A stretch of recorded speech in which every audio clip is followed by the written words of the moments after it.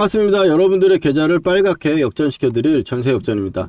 대한광통신 오늘이라도 매수를 해야 됩니다. 여러분들, 대한광통신 지금 오늘 시가 갭상승도 아랫꼬리를 살짝 달아주면서 짧은 단봉의 형태로 움직이고 있는데, 대한광통신 지금 이 사람 경고 구간인데 투자 경고 세력들이 있는데 이거 매수해도 되겠냐라고 마귀하는 거 미친놈 아니야 라고 생각하실 수 있겠지만, 자, 오늘 제가 그래서 대한광통신 투자 경고 세력에 대해서 한번 제가 얘기를 해드려 볼 거고, 거기다 대한광통신이 단기적으로 많이 올라왔는데도 불구하고 눌리면은 계속 매수를 하라고 하는 이야기가 무엇인지, 왜 이렇게 전세역전에 목에 힘을 주고 말을 하는지 슈퍼사이클의 테마도 오늘은 한번 이야기해 볼게요. 대한광통신 그러면 매수에 여러분들이 동의를 하시고 결정을 하신다면, 중요한 가격대가 어디고 어디서 매수를 들어가야 될까 고민이 되시잖아요. 이 고민까지 풀어드린다면 이 영상 여러분들한테 정말 도움이 많이 될 거라고 생각을 합니다. 자, 그래서 대한광통신에 대해서 앞으로 이런 급등주를 또 매매할 때 휩속 개미 털기를 당하지 말자라는 의미에서 마지막에 3분 강의까지도 한번 첨부해 드릴게요. 자, 오늘 내용 좀 궁금하시다면 여러분들 좋아요 한 번씩 좀 눌러주시고, 마음에 드신다면 대한광통신 경고 이겨내고 신고가 가자고 하나씩 댓글 하나씩 달아주세요. 여러분들이 댓글이 좀 많이 달리고 해야 저도 힘이 나고 영상 촬영을 하는데, 제가 매수 추천 문자도 드리지만 그 문자를 받는 여러분 구독자분들이 관심이 별로 없는 종목이라 가지고 댓글이 많이 안 달리면, 이 대한광통신 제가 추천을 드렸지만 여러분들이 관심이 별로 없겠구나 라고 해서 영상 촬영하기가 좀 어려울 거 아닙니까? 자, 그러면 대한광통신을 우리가 이제 집중적으로 이야기를 해보도록 하겠습니다. 먼저 간단하게 얘기하면 반도체 사이클의 최대 결핍 구간에 있는 병목 구간에 있는 종목이다. 그 중에 소재 기업이다라는 팩트를 좀 말씀을 드리고, 추가 상장 2,300만 주, 이 18%나 되는 엄청난 물량이 이제 오버행이 되는 게 아니냐라는 이야기. 이 이야기는 사실 제가 이야기 풀자면 많이 있지만 사실상으로 별로 중요하다고 생각하지 않기 때문에 빼도록 하겠습니다. 간단하게 말씀을 드리면, 이렇게 여러분도 알고 저도 아는 이런 뉴스는 시장에 반영될 확률이 높고, 그 반영될 확률이 높았다고 봤을 때 이런 급등 후에 밀리지 않고 버텨주는 모습을 보여줄 리 없습니다.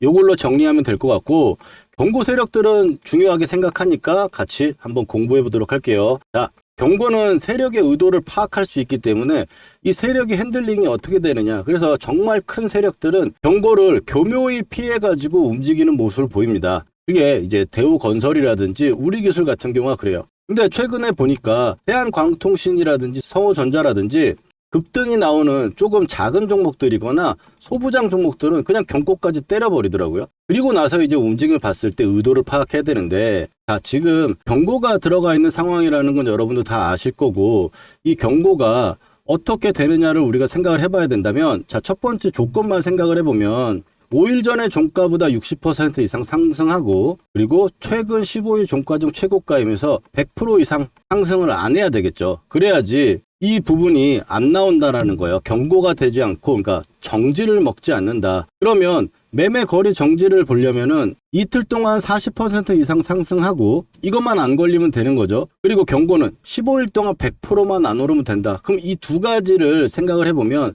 일단 정지까지는 안 가야 돼요. 아무리 뉴스가 나온다로 정지가 나오면 너무 급하게 해서 대응하기도 힘들 뿐더러, 정지가 나오면 그 다음날 사실 매도 신호이라고 봐야 되기 때문에, 나오면 좋죠. 올라간다는 거니까. 그렇지만 그렇게 안 가고 흘러가는 게 오래 길게 이번 파동을 맛볼 수 있다. 이렇게 정리해 드리면서, 자, 그러면 이틀간 40%를 가면 안 된다. 지금은 이틀 동안 움직인 게 없으니까 별로 신경 쓸 필요가 없는 상황이고, 자, 그리고 해제가 되는 부분은 26일 날 목요일 날 3월 5일 종가가 4,770원이니까 9,530원 이하로만 끝나면 됩니다. 자, 그럼 정리를 하면 지금 현재가는 7,000원대 정도 수준에 있고요. 유지선으로 봤을 땐 7,000원이 유지선입니다. 자, 그리고 3월 5일이라고 하면은 이 전쟁 이후 바로 다음 날이란 말이에요. 다음 날 종가가 4,770원이라고 확인이 되실 건데, 자, 그러면 4,770원에서 100%만 안 올라가면 된다. 자, 이해되시죠? 그럼 4,800원 정도에서 그냥 봤을 때 9,530원 이하로 끝나야 된다. 언제까지? 목요일까지. 여기까지 올라가서 딱 30원 이하로 끝난다는 게 아니고 9,540원 이상으로만 안 끝나면 된다는 이야기입니다. 이해되시죠, 여러분들? 자, 왜냐하면 이거 2배보다는 무조건 1원이라도 낮아야 되니까 1원이라도 낮으려면 9,530원 이하로 돼야 된다. 자, 그러면 지금 7,000원 수준에 있는 종목이 40%를 오르면 얼마예요? 2,800원이죠. 자, 그러면 얼마? 9,800원 이상 올라가면 정지를 먹습니다. 그리고 9,530원 이하면은 경고가 풀려요. 그렇다라는 건 지금 현재 이 구간대부터 9,000원대까지 올라가는 건 경고에 자유롭게 올라갈 수 있는 상승 폼이 되는 거고, 현재 추세로 봤을 때 이 구간에서 유지선이 정말 이쁘게 유지가 되고 있는 상황이기 때문에 사실 밀린다면 정말 매수 찬스가 될 수 있다고 생각을 하고 있는데, 지금 현재 상태에서 제가 매수를 말씀드리는 건 밀리지 않을 거라고 보기 때문에 혹시나 밀린다면 추마에 한번 해볼 만한 구간을 만들어 놓고 그 정도 비중을 만들어 놓은 상태에서 매수에 참여해 보는 거는 어떨까. 그리고 나서 추가적인 상승 부분이 나왔을 때는 오히려 진짜 상승이 나왔을 때는 타점을 잡고 추가 매수도 가능하다라고 볼 수 있겠죠. 그러면 이제 정리를 해봅시다. 경고 세력에 대해서 이틀간 40%가 안 올라간다라는 건 지금 9,000원대 후반 정도까지 못 가면 된다. 근데 9,530원 이하면은 경고도 풀려요. 그럼 이번 주 목요일까지 현재 구간에서 9,000원대까지 올라가는 건 괜찮으나 그 이상 올라가지는 않을 거다라고 보고 밀리지 않는다라면 움직이는 구간에서 하단이 왔을 때 매수 참여는 이 테마에 집중하자라는 거예요. 자, 이해되시나요? 매수 관점은 계속 유지하되 올라간다면은 목요일 전에 이 상승폭이 경고라 하더라도 올라가도 상관없다는 이야기입니다. 경고, 여러분들 경고 걸려가지고 매수 참여는 저한테 이제 제 매수하자고 얘기하는 걸 반감을 가질 수 있으니까 제가 좀 설명을 좀 드려볼 수 있는 거고, 그리고 슈퍼사이클의 테마, 왜 대한광통신에 집중을 하냐라고 해서 말씀을 드려보면, 슈퍼사이클 테마 같은 경우는 역사적으로 봤을 때 여러 테마가 있지만 반도체 테크 사이클을 본다면은 지금 반도체 같은 경우는 이 HBM에서 파생되는 이게 워낙에 빠르고 속도도 마르고 하니까 열도 발생하고 여러 문제점이 있고 그 문제점을 해결해 나가야 됩니다. 그럼 해결해 나가는 중심점에 있다면 앞으로 성장성이라든지 실적이 엄청나게 쏟아져 나올 수 있겠죠. 거기서 하나가 너무 빠르니까 데이터 전송을 열심히 해요. 근데 이 저장할 공간이 없어. 그래서 CXL이 필요하다라는 거고, 여기서 저장을 하려고 보내야 되는데 이 보내는 속도가 기존의 구리 같은 경우가 너무 늦어요. 그래서 이거를 광으로 바꿔야 된다는 건 아닙니까? 그럼 모든 게 광으로 바꿔야 되는데 이 대한광통신은 통신뿐만 아니라 전력도 광에 있는 부분의 소재 기업입니다. 자, 그러면 광통신에는 대한광통신도 있고 오이솔루션도 있고 성호전자도 있고 한데 왜 대한광통신이냐 물어보시는 분이 계실 것 같은데, 자, 보시면은 첫 번째 어떤 게 대장주냐. 현재 상황에서 대장주라고 본다면 저점에서 얼마나 빠르게 올라왔느냐가 중요하거든요. 4,000원대 언더 구간에서 9,000원대까지 100%가 넘는 게 한파동으로 올라왔죠. 두 번째로 이제 오이솔루션을 보면, 오이솔루션 같은 경우는 지금 2만원대 구간에서 4만원대 안 됐잖아요. 100%가 안 됐다. 상승 탄력은 좋지만 상한가로 끌어 올리는 그런 힘도 오이솔루션은 지금 일단 낮기 때문에 상승 탄력에서 좀 그렇게 볼 수 있고, 거기다가 이제 슈퍼사이클을 넘어서서 역사적으로 한번 살펴보자라는 거예요. 자, 태양광에서 OCI 홀딩스가 몇십 배가 갔을 때 이거는 글로벌적인 부분이긴 하지만 여기서도 OCI 홀딩스가 가장 큰 대장주였습니다. 태양광의 폴리실리콘 소재를 만들었으니까. 전기차 가야 된다고 해서 2차 전지가 엄청나게 올라서 에코폴의 상승은 사실 주식 투자하시는 분들은 모르신 분이 없으실 것 같은데, 여기서 제일 많이 대장은 뭐였어요? 에코프로였죠. 에코프로가 뭐다? 2차 전지 소재 기업이다. 반도체도 마찬가지인 거예요. 그래서 지금 제가 그 병목 구간에 있는 거를 소재를 찾아보니 이 대한광통신이 소재 기업이다. 이렇게 말씀을 좀 드려보는 겁니다. 광모재를 만드는 회사인 건 여러분도 잘 아실 거고 소재 기업이라는 것도 아실 거예요. 그리고 진입 장벽이 지금 높은 섹터라 가지고 세계에 몇 개의 종목이 없다. 그러니까 몇 개의 기업이 하지 못한다. 이렇게 아시면 될 것 같고, 문제는 이제 여기서 실적이라는 이야기를 하는데 실적 발표가 지금 여기서 나왔었죠. 제가 어제 설명드렸지만 나왔었는데도 불구하고 올랐다. 그러면 실적이 안 좋다라는 건 시장에서 이미 반영됐다고 보는 거고, 그리고 나서 앞으로의 성장성을 본다면 올라오는 거잖아요. 거기다가 이 대한광통신의 실적이 좀 찍힐 거라고 예상되는 증권가의 예상은 올해 하반기부터라고 보기 때문에 시기도 적절하다라고 보고 있고요. 그래서 대한광통신에서 제가 이렇게 설명을 드려서 여러분들이 이제 이 내용에 대해서 동의를 하신다면 가격대를 한번 알아보자라는 거예요.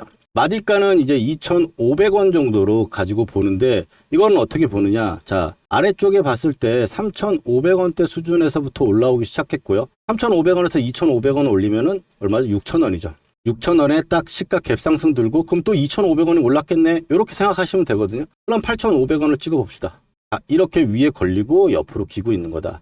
그럼 이거를 지금 쪼개보면은 2,500원을 쪼개니까 1,250원 정도를 올리면 되겠죠. 그럼 7,250원이다. 그럼 우리가 지금 여기서도 제가 잡아야 된다고 말씀을 드리는 거는 이 구간대 이하로 이제 잡아간다라고 보시면 적절하다라고 볼 수 있겠죠. 자, 그렇게 해가지고 목표가 부분은 앞으로 제가 같이 대응을 하면서 계속 말씀드려 볼 거고 여기서 계속 2,500원씩 올리면서 대응을 할 수도 있는 거고 이 파동의 목표가를 정할 수도 있는데 오늘 영상 그러면 너무 또 설명이 길어지니까 이 정도로 하면은 여러분도 이거 참여를 하시고 싶다, 매수를 해보고 싶다 하시는 분들한테 제가 어느 정도 신뢰를 줄 수 있는 이야기를 했다라고 생각을 합니다. 대한광통신 제가 공부를 해가지고 이렇게 말씀드리면서 사실 매수 타점도 나올 때마다 드려보고 또 지금도 이 매수를 제가 말씀드리고 있는 만큼 매도할 때도 제가 문자로도 타점을 보내드리고 있어요.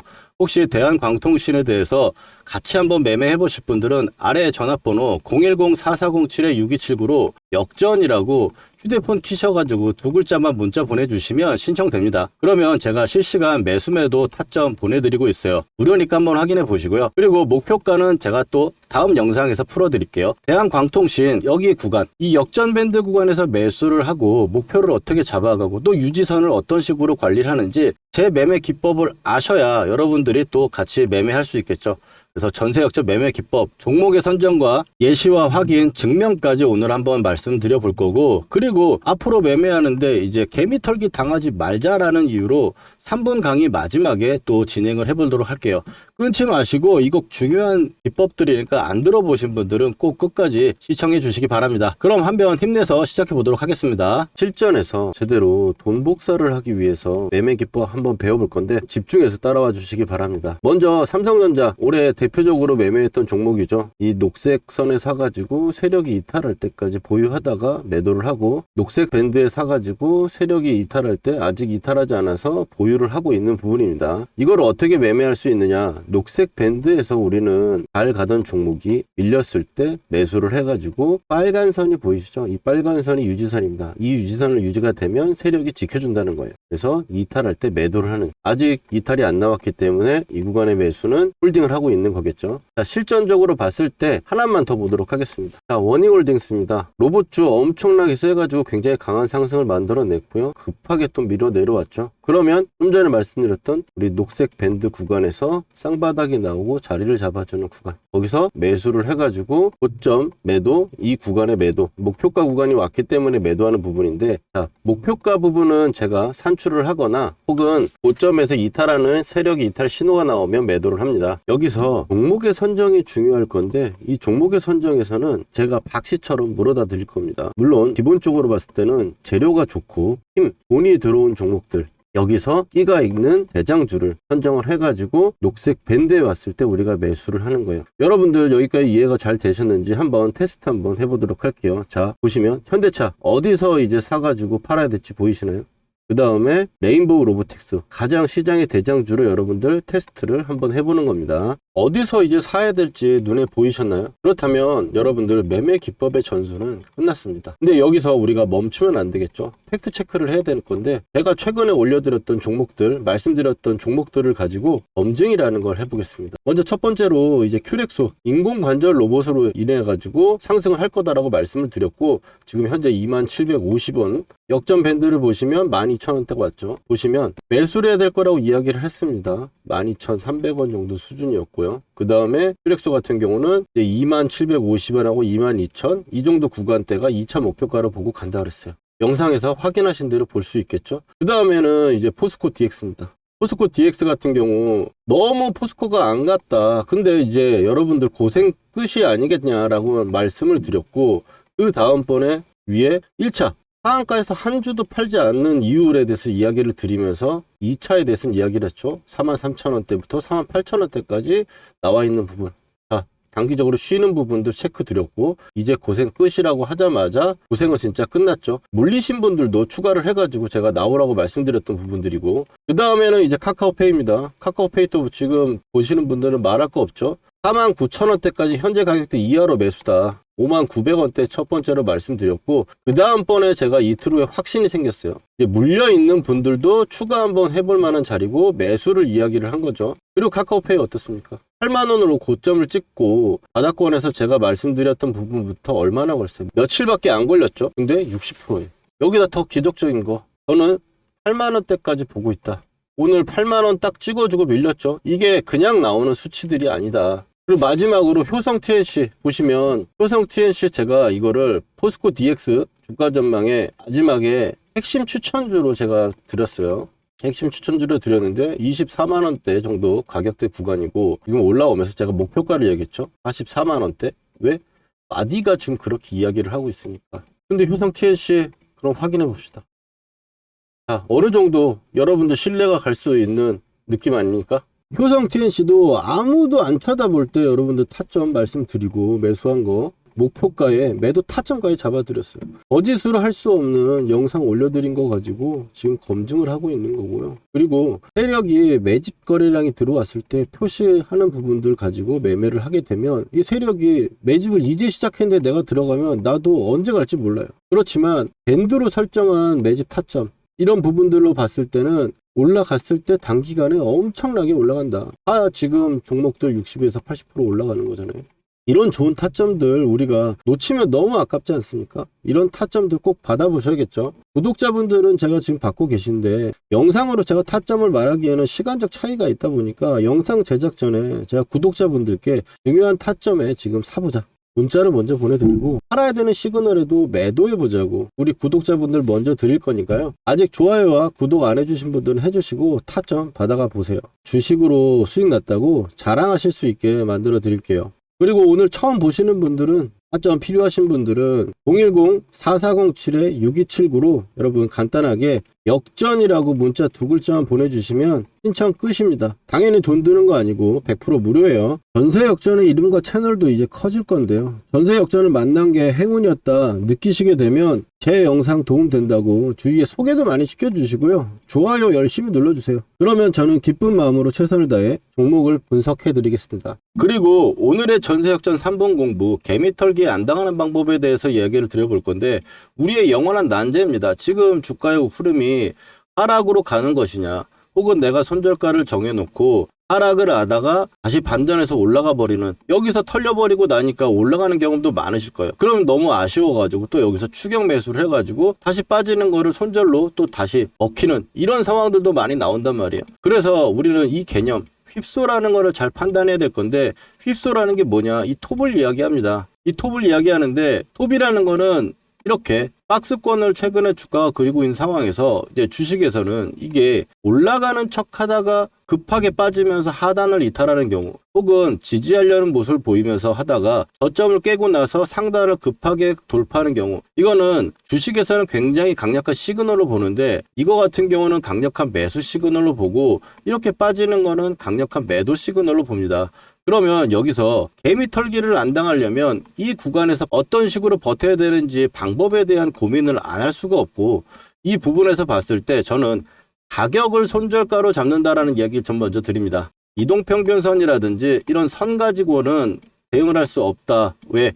아래쪽에서 이렇게 흔들리고 있거나 급하게 움직일 때는 장중에도 이 선을 변하게 되기 때문에 대응하기가 좀 어렵고, 단기 이평선 같은 경우는 특히나 가격을 가지고 우리가 손절을 잡는 이유의 가장 중요한 점은, 가격이 올라가고 떨어지는 거에 따라서 내 계좌가 플러스가 되느냐 마이너스가 되느냐지, 이동평균선이 지금 상승인데 나는 계좌가 마이너스면 이건 아무짝에 쓸모가 없는 거죠. 그래서 가격을 기준으로 우리가 대응을 해야 되는데, 자, 그러면 개미털기를 안 당하려면 몇 퍼센트 정도를 우리가 가지고 대응을 해야 되는가, 이런 고민이 있을 수 있잖아요. 자, 제가 오늘 한번 정리를 해드리면, 개미털기를 판단하는 건 간주한다라는 느낌으로 보시면 되는데, 어떤 느낌이냐면, 이 아래쪽에 내가 손절가를 정해놓고 보는데, 시장에서 움직임을 보다 보니까 딱 이 정도 깨고 나서 올라오는 거는 올라온다, 혹은 여기서 더 깨지게 되는 상황이 나오면 대부분 빠지더라. 그래서 이 수치를 구해 가지고 적절하게 시장에 대응하면 되는데,